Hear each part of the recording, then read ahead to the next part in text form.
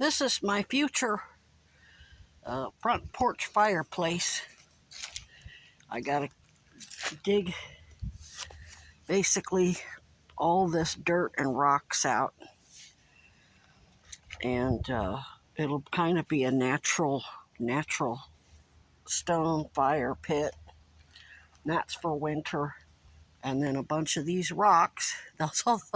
I've dug up all those rocks, y'all. You think that ain't a lot of work? A lot of them, the smaller ones are going to be, see, there's some small ones. A lot of them are going to be my flooring. I've got to put these big logs here, big logs around the edges, and then I've got to hold them in place. I've got to cut spikes to hold them in place, and I'm also going to use my, I got some like plumber's tape. It's strapping that has holes in it to hold them together. And then it's going to be about 4 inches deep of rocks and gravel. And then I'll put a little bit of dirt on top of that to make it a relatively flat surface. That way any moisture will drain. It'll be up off the ground. And then that green, this thing will probably come off, but I'll have a Dutch door, and then I'm going to extend poles off, and I'll have a covered porch that comes out about 4 feet.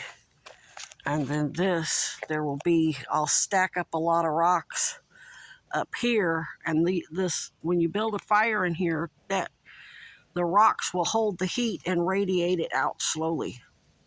So think of it as a thermal mass heater that will help in the winter time. And there will be what's called a firewall, basically. It's basically you stack up log. Of course, I'm probably not going to do that because you really got to drive stakes in the ground, and I'm not going to be able to do that. There's not enough dirt. So I'm going to have to hang a ridge line, a really strong paracord from this tree to this tree, and then use carabiners to hang an emergency reflective tarp that will reflect the heat off. I'm not going to be able to build a regular fire reflector with logs like most people do. And I really want most of it to be rocks, but I'm not going to be able to lift big enough rocks long enough to get it, 4 feet tall. I guess I could somehow use the chicken wire to hold the rocks, but you really got to be able to drive stakes in the ground, and that dirt isn't deep enough to do that. That dirt is really mostly surface, and even if it was, it's going to be full of big rocks that you can't really drive anything in there. So that will be filled up with rocks, and then there'll be more rock. The rock wall will come around here in a circle. So that's what I'm working on for now. I got to do it before the ground freezes. See, once it gets cold and the ground freezes, I can still do my work on the inside.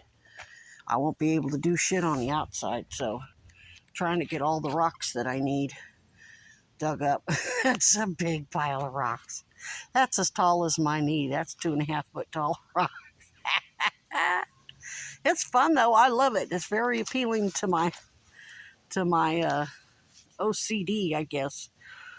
Not really OCD, it's just autism. Once we get hyper focused on something, it kind of gives us a release. Yep, I'm looking forward to see how it progresses next month.